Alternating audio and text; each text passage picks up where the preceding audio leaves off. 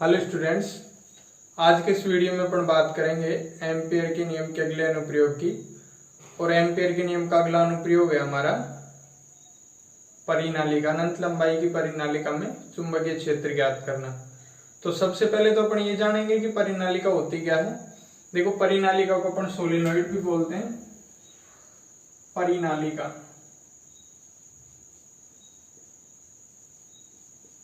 Solenoid.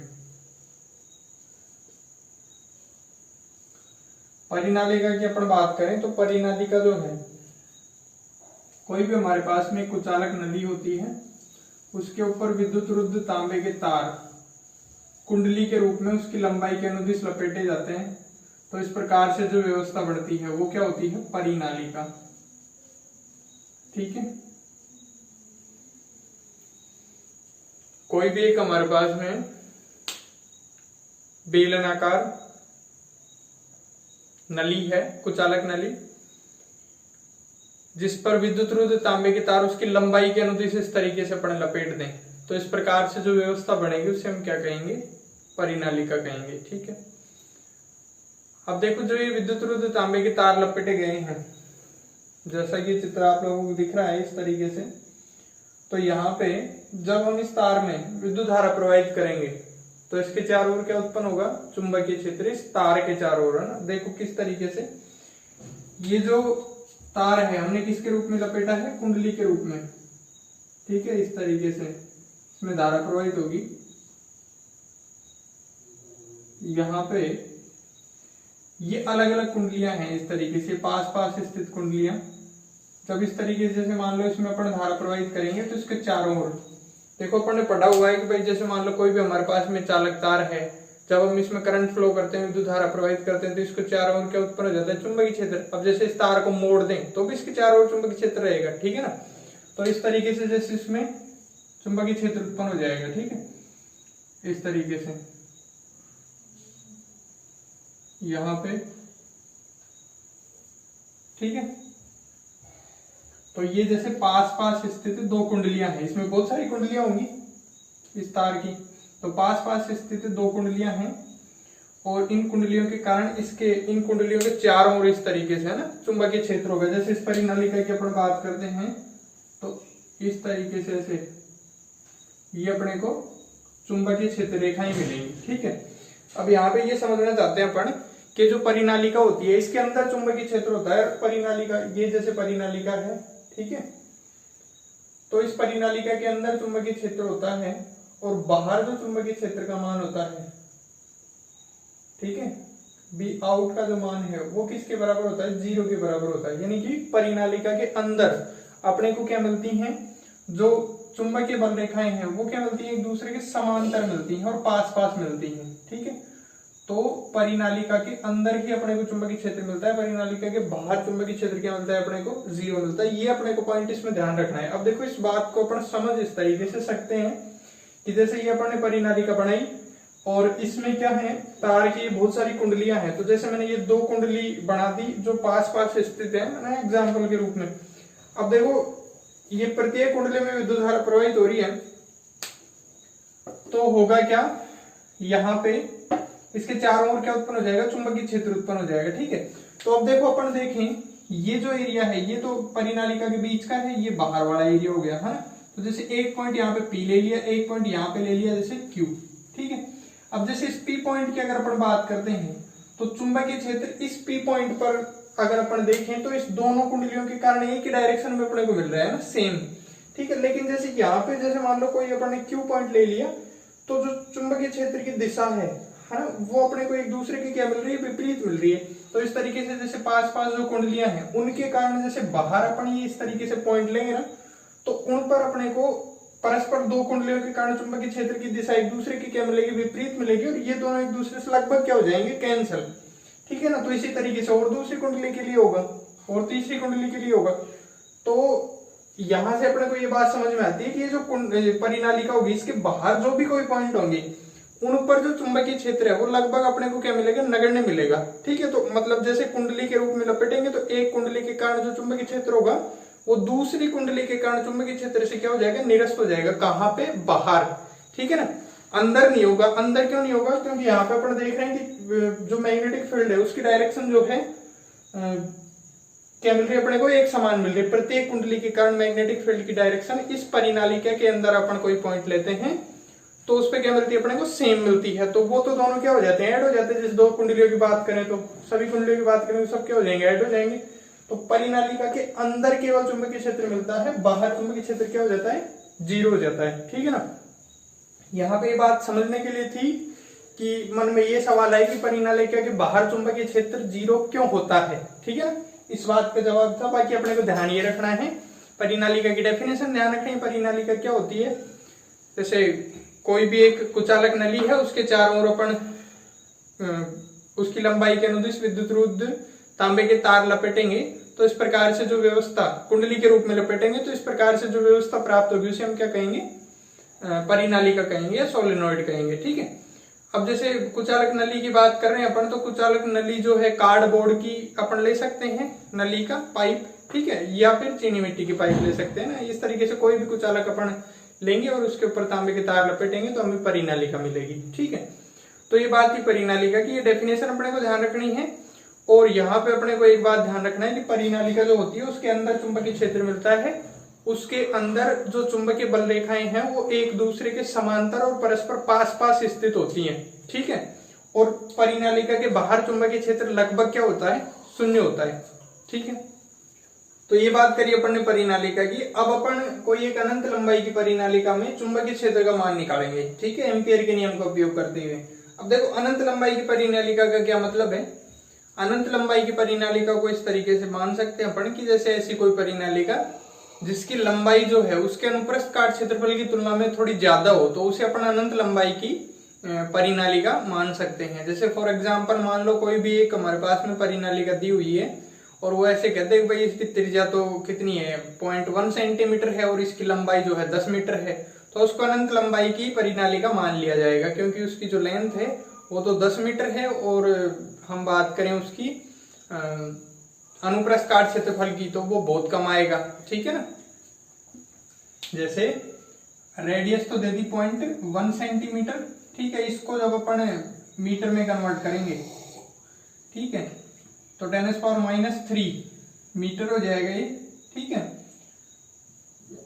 जब अपन क्षेत्रफल निकालेंगे तो पाई r² होता है, यानी कि 10⁻⁻6 मीटर की कोटि का आएगा ये अनुप्रस्थ काट क्षेत्रफल है ना। और जैसे इसकी लेंथ है, लंबाई जो है वो कितनी दे दे अपने को? 10 मीटर दे दे। ठीक है। तो ये 10 मीटर 10⁻⁻6 मीटर की तुलना में बहुत ज्यादा है, तो इस परिनालिका को अपन कैसी लंबाई की मानेंगे? अनंत लंबाई की मानेंगे। अच्छा, ये बात मैं इसलिए बता रहा हूँ, जैसे मान लो कोई न्यूमेरिकल वगैरह दिया हुआ हो उसमें अपने को नहीं दे रखा हो अनंत लंबाई की है तो अपने को फॉर्मूला यही लगाना है ना। अपने को ये लेंथ और जो इसका अनुप्रस्थ काट क्षेत्रफल है ये देखना है और उससे पता करना है कि हम इसमें अनंत लंबाई की परिनालिका वाला ही फॉर्मूला लगाएंगे। ठीक है ना। अच्छा, अब अपन अनंत लंबाई की परिनालिका के कारण चुंबकीय क्षेत्र का मान निकालते हैं। देखो, तो इसके लिए अपन किसका उपयोग करेंगे? एम्पियर के नियम का उपयोग करेंगे।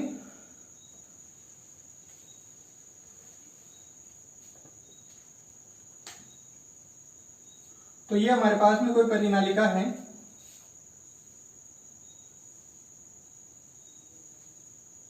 ये जैसे मान लिया कोई परिनालिका है, ये इसकी बाउंड्री हो गई अनंत लंबाई की परिनालिका। ठीक है। इसके अंदर अपने को एक समान चुंबकीय क्षेत्र मिलता है, यानी कि जो चुंबकीय क्षेत्र रेखाएं हैं वो परस्पर क्या मिलती है अपने को? समांतर मिलती हैं। ठीक है। ये चुंबकीय क्षेत्र की डायरेक्शन हो गई। अच्छा, अब अपन बात करें एम्पियर के नियम के अनुप्रयोगों की, तो पिछले वीडियो में 2 वीडियो अपन ने एम्पियर के नियम के अनुप्रयोगों के ऊपर ही देखे थे।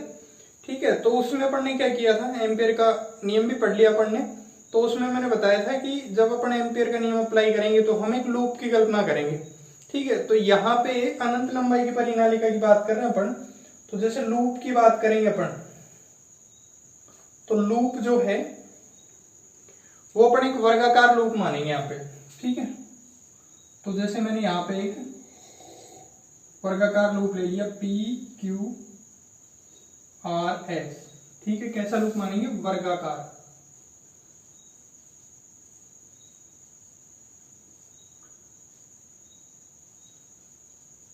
इसकी जो भुजा है वो कितनी मान लेते हैं अपन, x मान लेते हैं। ठीक है, हम ये जो परिनालिका ले रहे हैं इसकी एकांक लंबाई में फेरों की संख्या अपन मान लेते हैं स्मॉल n। कितनी मान लेते हैं, एकांक लंबाई में फेरों की संख्या स्मॉल n। ठीक है, तो अब यहां पे अपन बात करें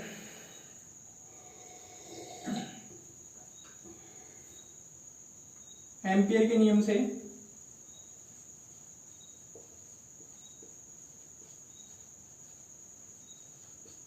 देखो integration P Q R S loop के लिए B dot D L is equal to mu naught I. ठीक है, अब यहां पे अपन बात करें, देखो B dot D L P Q R S loop के लिए देखेंगे अपन, तो इस बी डॉट डी एल का मान जो है P Q R S loop के लिए निकालने के लिए अपने को देखो अलग अलग भुजाओं के लिए निकालना पड़ेगा। पी क्यू, ये क्यू आर, आर एस और एस पी भुजा चारों के लिए, यानी कि इस इंटीग्रेशन, ये जो हमारे पास में इंटीग्रेशन है इसको अपन 4 पार्ट में डिवाइड करेंगे। ठीक है,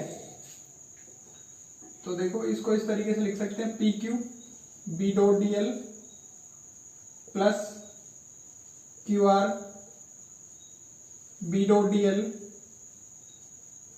प्लस आर एस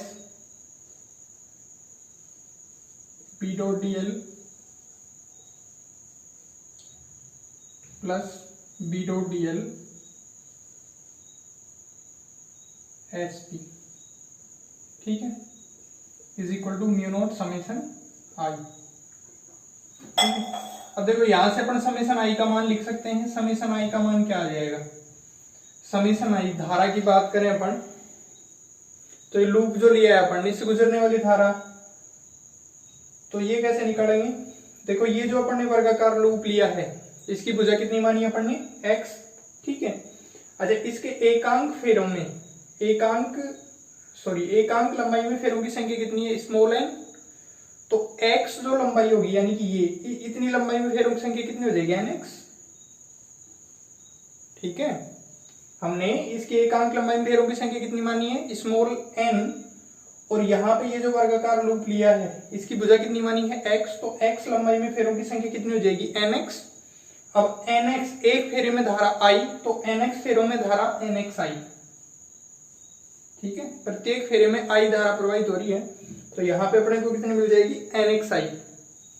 तो समेशन i का मान ये लिख देंगे अपन।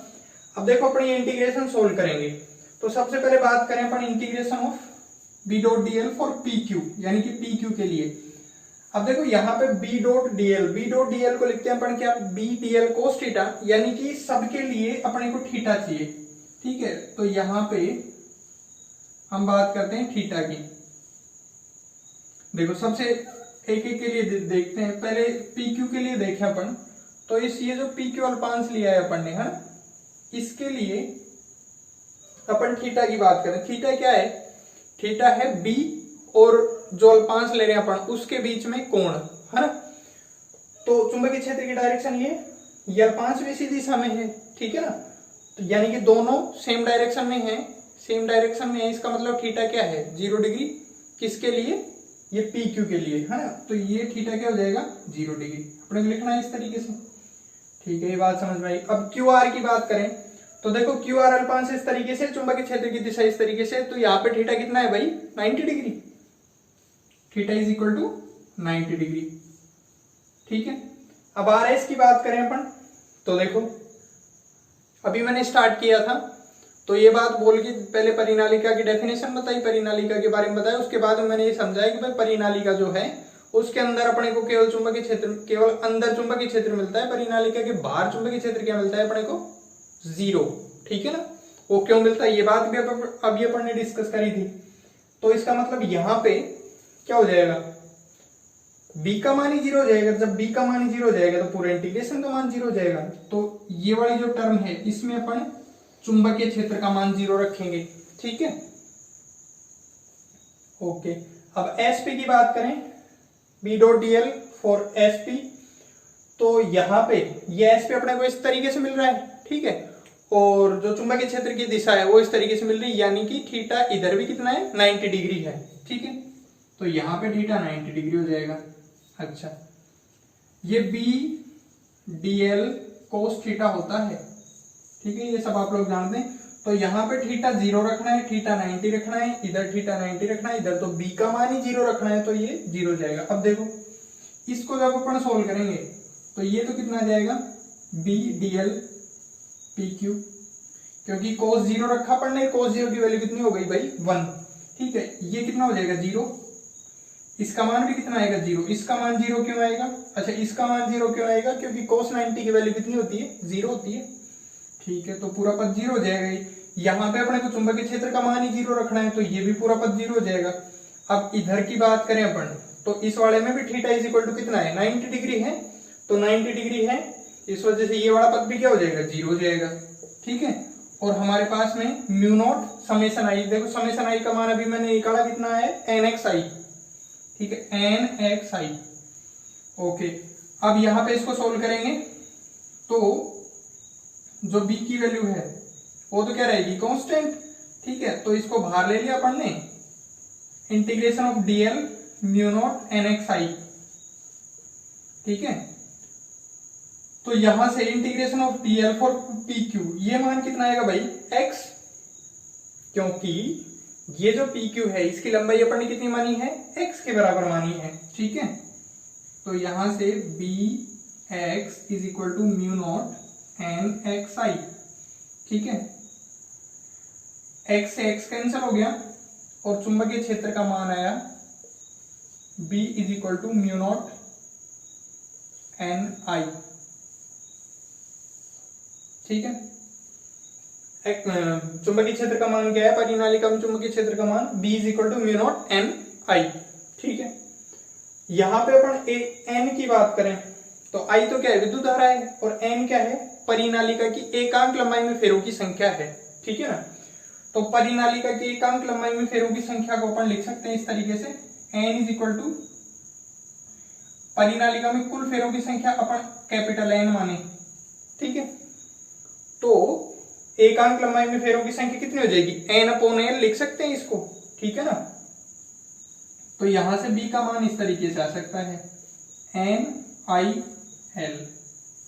ठीक है, तो ये भी फॉर्मूला हो जाता है। जैसे मान लो कई बार अपने को कुल फेरों की संख्या दे रखी हो, परिनालिका की लंबाई वगैरह दे रखी हो, तो इस तरीके का ये फॉर्मूला अप्लाई कर सकते हैं। ठीक है, तो ये बात ही परिनालिका के अंदर चुंबकीय क्षेत्र के मान की। ठीक है, अब जैसे अपन बात करें इस फॉर्मूले से अपने को ये दिख रहा है कि जो चुंबकीय क्षेत्र का मान है b का जो मान है वो एक तो स्मॉल n के समानुपाती है और एक I के समानुपाती है। ठीक है, ठीक है, तो हम ये कह सकते हैं कि ये जो परिनालिका है इसके अंदर चुंबकीय क्षेत्र का मान इसकी त्रिज्या के ऊपर या अनुप्रस्थ काट क्षेत्रफल के ऊपर डिपेंड नहीं करता है। ठीक है, तो ये बात अपने को यहाँ पे ध्यान रखनी है, किस किस के ऊपर निर्भर करता है, एकांक लंबाई फेरों की संख्या के ऊपर और साथ में विद्युत धारा के ऊपर डिपेंड करता है, और इन दोनों पे क्या होता है समानुपाती होता है। ठीक है, अब ये बात हो गई अनंत लंबाई की परिनालिका में चुंबकीय क्षेत्र। ठीक है, अपने सिलेबस में यही है। बाकी जैसे मान लो परिमित लंबाई की परिनालिका हो, है ना, उसके कारण अपने को चुंबकीय क्षेत्र का मान पूछे तो वो डायरेक्ट फॉर्मूला में लिख रहा हूं, उसका डेरिवेशन वगैरह अपना नहीं अपनी बुक में नहीं है। तो जैसे कोई भी परिनालिका है अनंत लंबाई की, है ना, इस तरीके से परिनालिका है ये, सॉरी परिमित लंबाई की परिनालिका की बात कर रहे हैं, ये क्या हो गई इसकी अक्ष हो गई। ठीक है ना, अब जैसे बात करें ये इसका मिड पॉइंट हो गया, ये वाला कोण मान लिया θ1 है, ये वाला कोण मान लिया कितना है θ2 है। अच्छा, ये इसका सिरा पी क्यू परिनालिका नाम दे दिया इसको। ठीक है ना, तो इस परिमित लंबाई की परिनालिका के अंदर चुंबकीय क्षेत्र का मान कितना होगा b is equal to 1/2 mu naught NI cos θ1 plus में cos θ2। ठीक है, अच्छा ये θ1 और θ2 एंगल देखने हैं अपने को क्या है, ये इसका मिड पॉइंट हो गया। जैसे मान लो इसको O पॉइंट नाम दे दिया, ये एक सिरे को इसकी अक्ष से एक सिरे को मिलाने वाला कोण इसको तो मान लिया θ1 और इसको मान लिया θ2। ठीक है ना, तो ये इस तरीके से है। अगर जैसे मान लो ये एंगल अपन दूसरे लेते हैं तो ये फॉर्मूला जो है cos θ1 माइनस cos θ2 भी मिल सकता है। कैसे? अगर इस एंगल को, ये वाला जो एंगल है, ये वाला एंगल अगर θ2 ले लिया जाए तो ये माइनस हो जाएगा। ठीक है ना, अपने को ये एक ही ध्यान रखना है, एंगल ये इस तरीके से हो। फिर बाद में जैसे मान लो अपने को कोई भी क्वेश्चन अगर आ जाए और उसमें अलग तरीके से एंगल दे रखा हो तो अपन इस तरीके से कर सकते हैं कि भाई एक सरल रेखा पे 180 डिग्री का कोण है वो अपन निकाल लेंगे। कहने का मतलब ये वाला फॉर्मूला अपने को इस तरीके से अप्लाई करना है कि अपने को एक तो ये वाला एंगल दिया हो और एक ये वाला एंगल दिया हो, तो फॉर्मूला होगा 1/2 μ0 ni cos θ1 प्लस में cos θ2। अब देखो इस फॉर्मूले को अप्लाई करते हुए अपन क्या कर सकते हैं, अनंत लंबाई की परिनालिका के कारण चुंबकीय क्षेत्र का मान निकाल सकते हैं। अब देखो अनंत लंबाई की परिनालिका के कारण चुंबकीय क्षेत्र निकालना चाहे अपन, तो ये हमारे पास में θ1 और θ2 कितने होने चाहिए भाई? देखो 0 डिग्री होनी चाहिए। क्यों? क्योंकि यहाँ पे ये जो मैंने लाइन खींची है ये लाइन मिलनी चाहिए अनंत पे, और अनंत पे कब होगी? जब ये कोण 0 डिग्री हो जाएगा, मतलब ये इसके समांतर हो जाएगी, है ना। और अपने को पता है समांतर जो रेखाएं होती हैं वो कहाँ पे जाके मिलती है? अनंत पे जाके मिलती है। तो इस तरीके से ये अनंत लंबाई की परिनालिका के लिए θ1 और θ2 कितना हो जाएगा? 0 डिग्री हो जाएगा। देखो जब अपन इसमें 0 0 रखेंगे तो ये 1 ये कितना हो जाएगा? 2 से 2 कैंसिल, और b का मान कितना हो जाएगा? μ0 ni। ठीक है, तो ये इस तरीके से ये फॉर्मूला एक और ध्यान रखना है अपने को। तो ये बात ही परिनालिका की। अब देखो और इसमें क्या बात ध्यान रखनी है अपने को, ये जो परिनालिका होती है ये भी दंड चुंबक की तरह बिहेव करती है ना। जो धारावाही परिनालिका होती है वो किसकी तरह बिहेव करती है? दंड चुंबक की तरह। जैसे अपन ने देखा था ना कि कुंडली जो है ना, धारावाही जो कुंडली है या धारावाही जो छोटा लूप है वो किसकी तरह काम करता है? दंड चुंबक की तरह काम करता है, दंड चुंबक की तरह व्यवहार करता है। ठीक ऐसे ही ये जो परिनालिका है ये भी किसकी तरह बिहेव करती है? दंड चुंबक की तरह। अब देखो इसमें अपने को जैसे मान लो कोई भी परिनालिका है, ये कैसे पता चला अपने को? कोई भी परिनालिका है उसको अपन जैसे इस तरीके से बांध के किसी भी धागे से इस तरीके से लटकाएंगे तो वो एक उत्तर दक्षिण दिशा में ठहरेगी, है ना। मतलब कि उसमें वही गुण प्रकट होंगे जो किसी दंड चुंबक में होते हैं ना। दंड चुंबक में क्या क्या गुण होते हैं वैसे तो जनरली अपन जानते हैं, पर फिर भी इसके बारे में जैसे नेक्स्ट चैप्टर है अपना पूरा डिटेल में अपन पढ़ेंगे वहां पे। ठीक है ना।